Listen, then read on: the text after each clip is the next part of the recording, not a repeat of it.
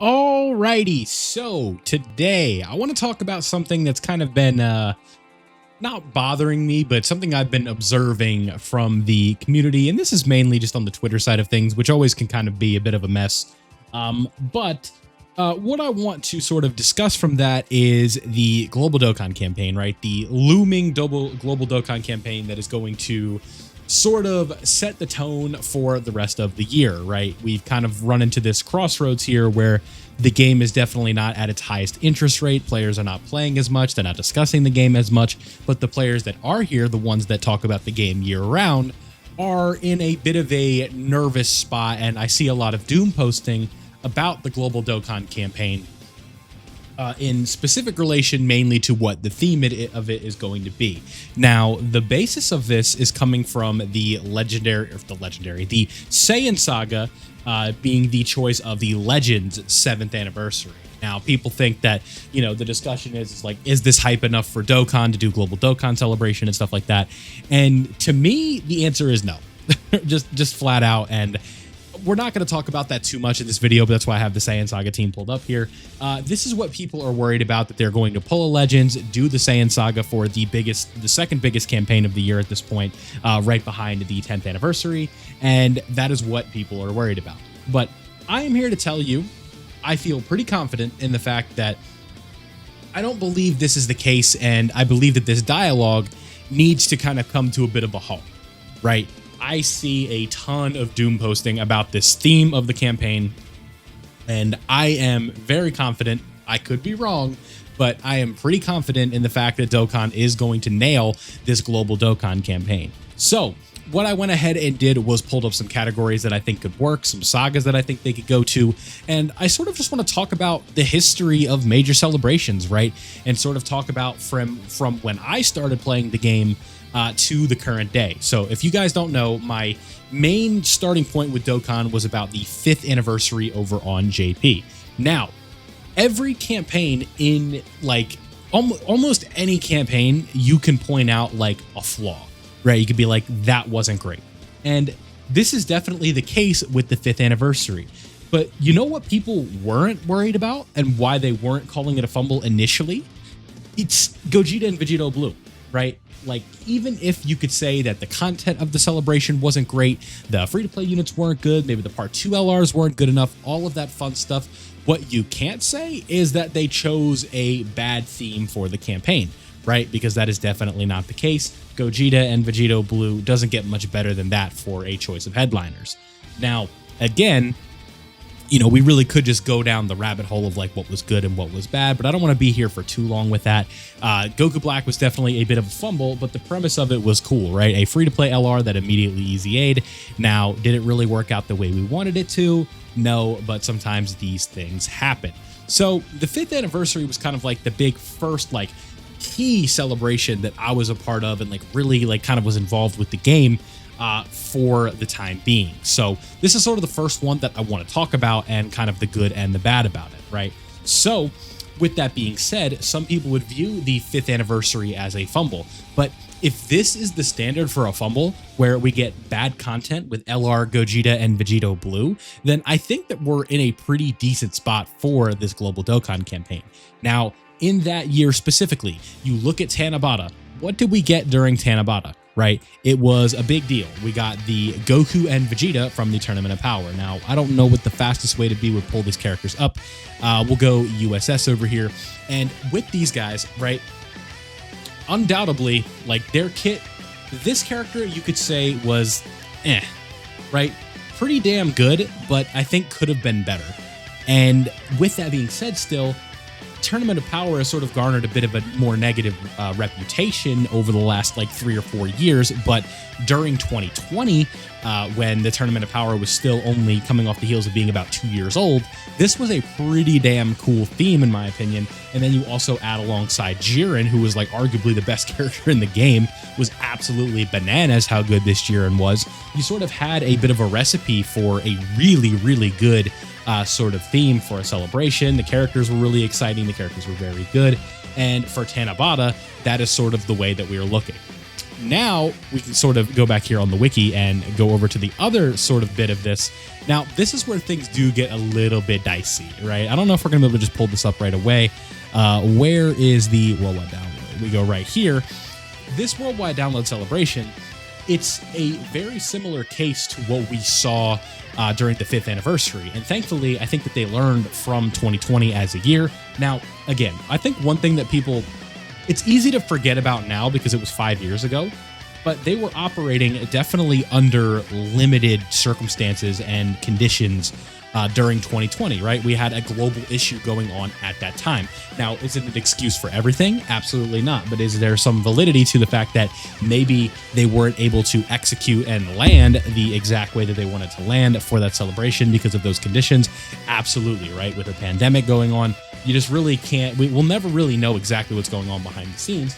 But with that being said, you know what we did get from that? And obviously this was planned in advance, but we got a badass LR Super Vegito and a badass LR Buhan, right? With some other really fun stuff, Dragon Stones and things like that. And then the issue with this part specifically, again, wasn't the theme, wasn't the character choices, it was the content. So a major celebration with good character choices. Content, again, was a bit of the issue, right? Where there just really wasn't too many innovative things. And really, to my knowledge, when I was playing at this time, again, I was still relatively newer to the whole way that things worked. But if I remember correctly, just looking at these events, right, you're not seeing like a new, like super difficult event or anything like that. And this was just the way that this content worked. And then, you know, you transition into the 6th anniversary where we go over to that. And then with the 6th anniversary, you have the introduction of the God event. You have the UI Goku. You have the Vegeta. The part 2 for the 6th anniversary, in my opinion, was where it kind of falls flat a little bit, right? Where we have the 17 of Frieza and then the MVP 17, right? If you're not a fan of that choice of characters, then you're probably just not going to enjoy the overall, like, just vibe of the celebration. But, you know, Tournament of Power, still pretty hype at that point. This was the headlining MUI Goku. The best character in the game being UI Goku is always going to be a good state for Dokkan, in my opinion. Just a lot of fun stuff with this character. And you just sort of had that going there, right? And moving along into 2021, we had Tanabata that year, which was tech transforming Super Gogeta with Janemba. Then later on in the year as well, we had the Namek fight of Super Saiyan Goku versus Full Power Frieza. So for the first couple years, you kind of get, of me playing, you guys kind of get what I'm trying to get at, where these major celebrations, they're not just like tapering off and trying to get like super, super experimental with what they do. In my opinion, the closest thing they've done to that was the 8th anniversary, where we had sort of the dual spirit bomb theme and then the openings. And the thing is like, even if you don't like the theme that much or the character choices in that anniversary, or that, you know, during that anniversary, where that made up for, we had different content, right? We had that nuking event. I don't remember the exact name of it. I think it was a Kid Buu character was on the banner for it. We had the Birth of the Shadow Dragons event that was like sort of like the meta hardest fight in the game, especially when we got Omega. We still had Red Zone Broly running around at that point, still being a very tough fight. And we just had a lot of different variety with content. The difficult events were good. Really, I think I should just pull that one up as we're talking about it. We could sort of like the 7th anniversary, we all know, right? The 7th anniversary, highly regarded as one of if not the best anniversaries they did. I don't really see how you compete with the 10th anniversary anymore. With just the overall hype of the celebration and what they gave out.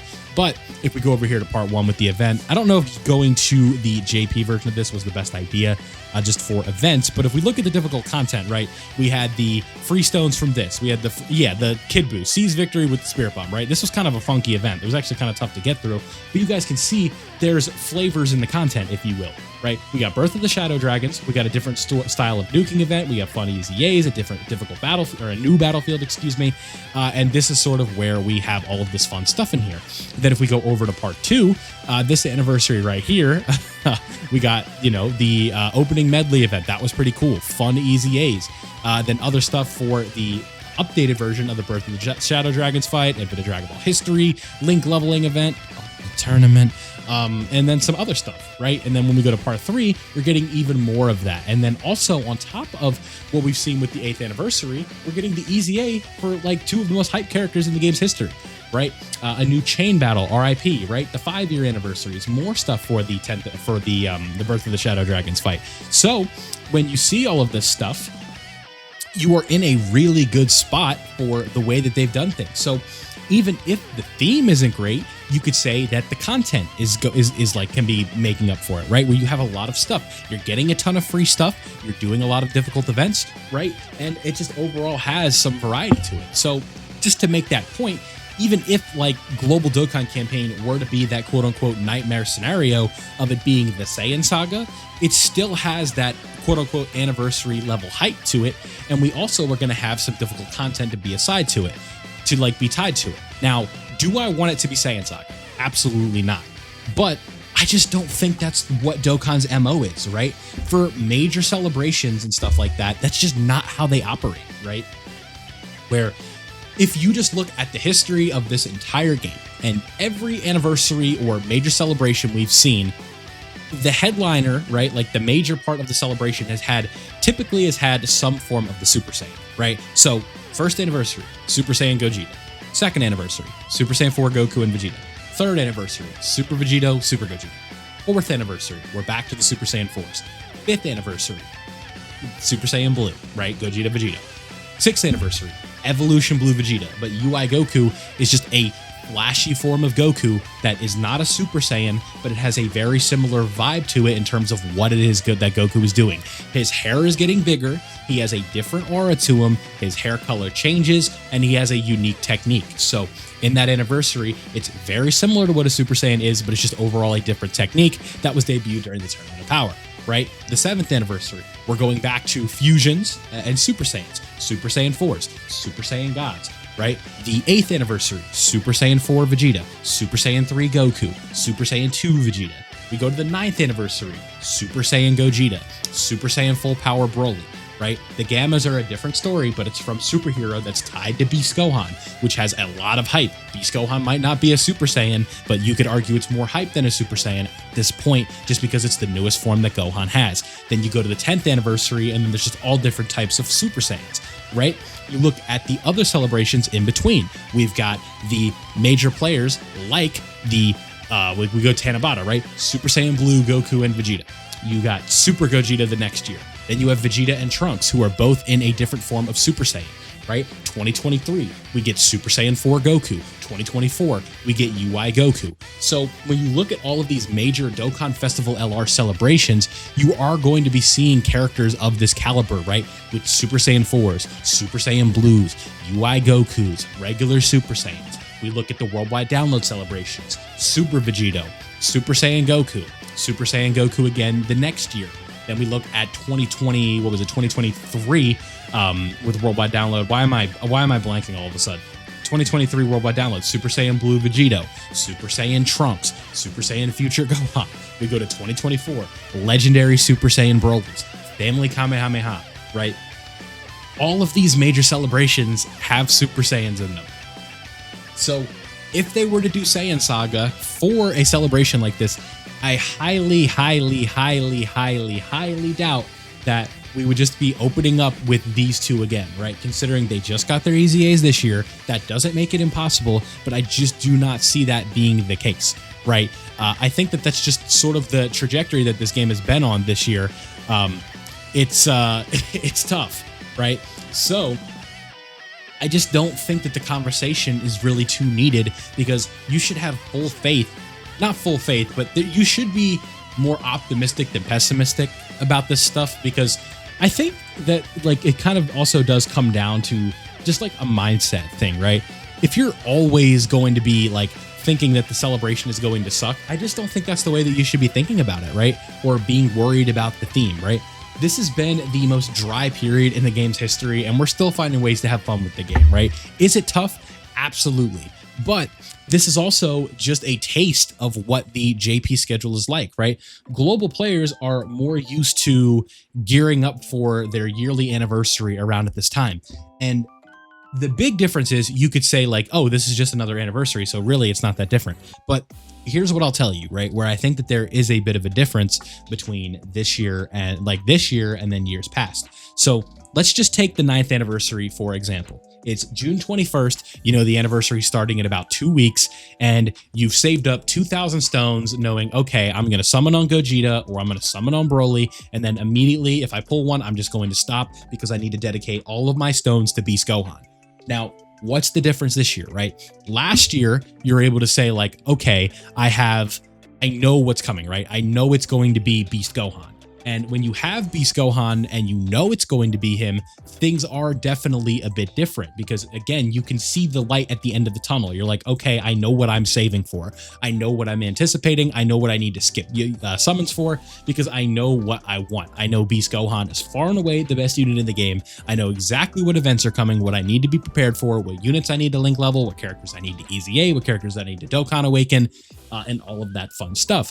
But where things get different this year is we don't know what's coming, right? For all we know, it could be Saiyan Saga, right? For all we know, it could be Namek, Goku, and Frieza, which would be a fine theme, by the way. If you guys don't know, if you haven't noticed something, you know what? These characters came out in 2021, and 4 years in Dokkan is almost half of the game's lifespan, right? So it's like, if we want to get an updated LR Super Saiyan Goku from Namek, who's saying no to that, right? This is the guy. You're looking at Dragon Ball right here, right? I always have to emphasize that. This is the guy. Super Saiyan Goku, right? From Namek, who's taken down Frieza. This is it. This is the peak right here. The most recognizable thing in probably all of anime, all of manga, right here, right? Now, do you want to, if this is a whole separate conversation, do you want to argue that could be Luffy in 10 years? Sure. But as of this current day, it's Super Saiyan Goku, right? But like, so there's no reason if this were to be the theme that would be like a flop, an L, a fumble. That's just not how this works, in my opinion, right? It's just, we could definitely do for a new, like we're definitely due for a new Namek Goku at some point, right? Because Namek Goku, he's the guy, right? A final form Frieza Dokkan Festival exclusive LR is absolutely overdue, right? Where are the final form Friezas on the screen? Like, excluding full power? Guess what? He's not here, right?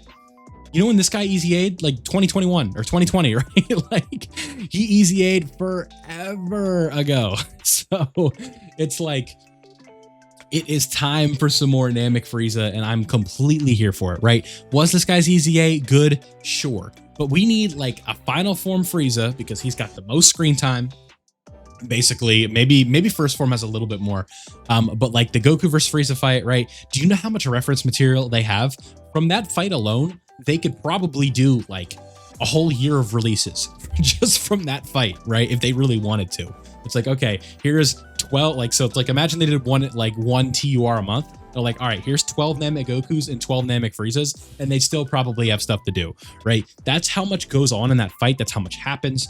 And I really think that could overall be just a super fun theme for the worldwide or for Global Dokkan campaign, right? Because I feel like Goku versus Frieza definitely has that bit of a jump to it, right? But with that being said, there's an elephant in the room, and I've been trying to avoid it a little bit, just for now, but that is Daima. I think that Daima is definitely the front runner, in my opinion, for what we could be expecting from this campaign.